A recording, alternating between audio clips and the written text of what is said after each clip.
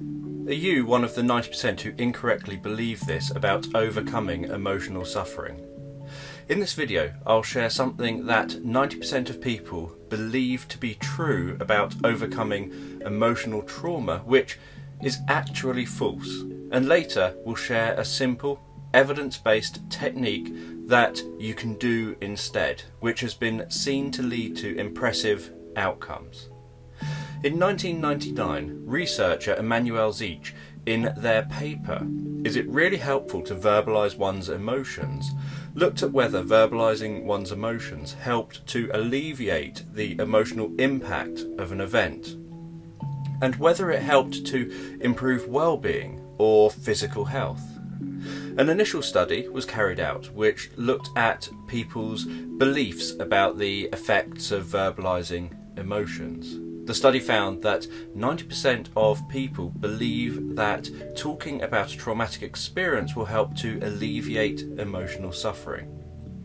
Further studies looked at the impact of verbalising emotions, taking a look at objective and subjective reports in the short, medium and long term.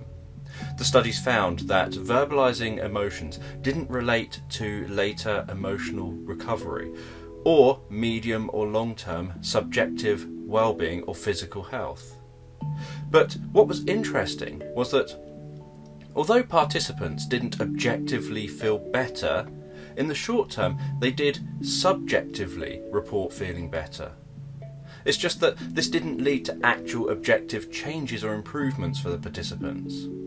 This research was followed up in a 2005 paper, "Is talking about an emotional experience helpful?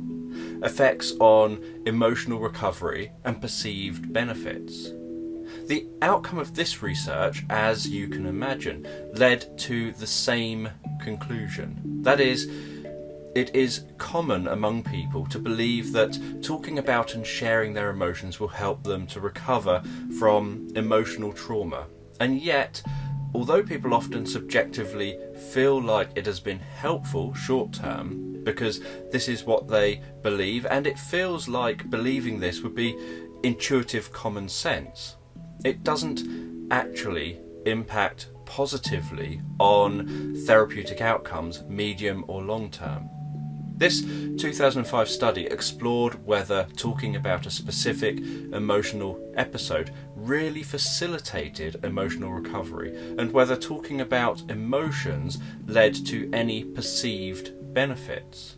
As was expected, participants in the study who were in the control group, those talking about emotions and those talking factually about events, had a decrease in emotional impact over time.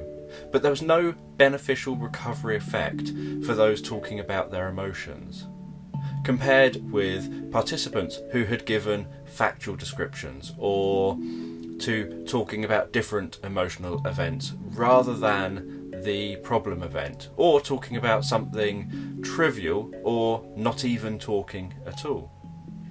Like with before, there was an increase in some participants who had talked about their negative emotion, subjectively reporting that they got more benefit from the sessions than participants who didn't do this. As a therapist, this is something which fascinates me, this idea of belief, and that we can subjectively feel like something has been helpful, and yet it may not have been objectively helpful at all, and yet subjectively, and even subjectively at a later date, we may see it as not helpful. This is something therapists have to balance in therapy sessions, where you may do or engage in something you know isn't going to be therapeutically beneficial, because in the short term the client will be more likely to then leave the session believing that it's been helpful. But at the same time, getting the balance right so that you are focusing most of what you do in the therapy session on therapeutic work which will give the client the best chance of improving to the point that they no longer require therapy, which is obviously the goal of all therapy, rather than on talking about emotions. So if we believe that talking about our feelings is helpful, but it makes no difference to us actually moving on from our problems, what does help? One thing that can help is expressive writing, where you spend a short period of time each day writing your deepest thoughts and feelings about a problem and how that problem impacts on your personal and professional life. The impact of this can be profound, and unlike talking about your emotions, the impact isn't just subjective and short term. It can be long term, with improvements to psychological and physical well-being and health, including increased happiness, reduced physical health problems, and improved self-esteem. The 2005 paper Emotional and Physical Health Benefits of Expressive Writing, published in Advances in Psychiatric Treatment, outlined a number of studies on the topic, stating that writing about our traumatic, stressful or emotional events has been found to result in improvements in both physical and psychological health in non-clinical and clinical populations. One study had participants do expressive writing for 15 minutes per day across 4 days, writing about the most traumatic or upsetting experiences of their entire lives.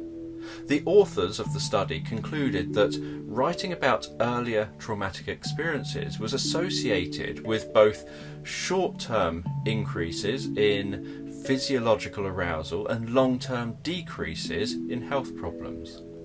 One downside found in expressive writing studies is a similar downside to verbalizing your emotions, that there can often be short-term distress. It can be upsetting to write down something traumatic and emotional. Those who engage in expressive writing often report that the writing feels very personal and meaningful and emotional to them. However, unlike with verbalizing one's emotions, there are often many subjective and objective physical, psychological and emotional health benefits, including fewer stress-related visits to a doctor's, improved immune system functioning, reduced blood pressure, improved lung and liver functioning, fewer days in hospital, improved mood, and a greater feeling of psychological well-being, reduced depressive symptoms and fewer post-traumatic intrusion and avoidance symptoms, reduced absenteeism from work and quicker re-employment after job loss, improved working memory and sports performance, better grades on tests, and more. So a meta-analysis of 13 studies using expressive writing with healthy participants found a significant overall benefit with improved physical health, psychological well-being and physiological functioning. And in a meta-analysis of 9 studies using expressive writing with clinical populations, they found significant benefits for health, with significant physical health benefits for those with medical illness and more modest benefits for those with psychiatric challenges. The medical conditions which seemed to show benefit from expressive writing include lung functioning in asthma, reduced disease severity in rheumatoid arthritis, pain and physical health in cancer care, improved responses in HIV infection, reduced hospitalisation for cystic fibrosis, reduced pain intensity in women with chronic pelvic pain, and improved sleep onset latency in poor sleepers. For psychological challenges, there are some areas where the research seems like it could be ineffective or detrimental. These include for adult survivors of childhood abuse and a study with Vietnam veterans with PTSD.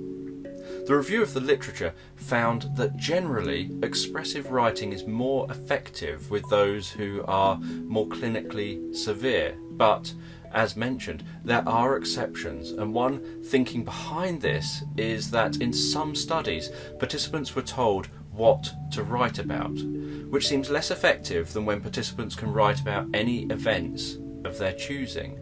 Often, where expressive writing was successful, participants wrote about topics other than their particular physical illness or psychological problem, yet improvements happened in this area. In a meta-analysis, the effectiveness of expressive writing was found to be greater for males and for patients who had characteristics often seen in psychosomatic or borderline personality disorders. In the chapter The Consequences of Dysphoric Rumination from the 2004 book Depressive Rumination, Nature, Theory and Treatment, the authors share about how it is common among the public that to overcome depression they should focus inwardly on their feelings and their situation to find insight and solutions to their depression. But that despite this common perception among the general public, this isn't what the research shows. Research shows that repetitive rumination about the implication of one's depressive symptoms actually maintains those symptoms and can impair the person's ability to solve problems and can develop further negative consequences. What they found was that people ruminating and focusing on the feelings and their situation were often not focusing on problem solving. It is this action-orientated section which is needed to create life changes. I often explain that I don't see things as problems but as solutions, and so in my therapy practice I don't see worrying or ruminating as a problem but rather as the threat or problem identification stage of a natural process, but not yet engaging in the action-orientated solution stage of the process. The "what are you going to do about it" stage. The person is doing something helpful to themselves. They are identifying a threat, something which is causing pain or distress. However, they haven't yet carried out the second part of the process, which is the problem-solving part to address the pain. So although I have explained how focusing on and talking about your feelings doesn't improve your therapeutic outcomes, it is important that people don't suppress negative thoughts and feelings, because they aren't really negative. They're just the first half of a process. The important thing is to be encouraging both halves of the process. It is felt that one of the reasons why expressive writing works where verbalizing your emotions doesn't is that to write down your thoughts and feelings about a problem and how it impacts on your personal and professional life gives those thoughts more structure, reducing confusion and helping the person to recognize patterns or find solutions. Have you ever tried expressive writing? Is it something you use regularly? What are your thoughts about this information? Are you in the 90% who think that verbalizing and talking through your feelings is helpful? Share your thoughts in the comments, and if you found this helpful or interesting, please consider giving it a thumbs up, because this really helps YouTube to know that people like watching this content. So thank you for watching, and I look forward to seeing you in the next video.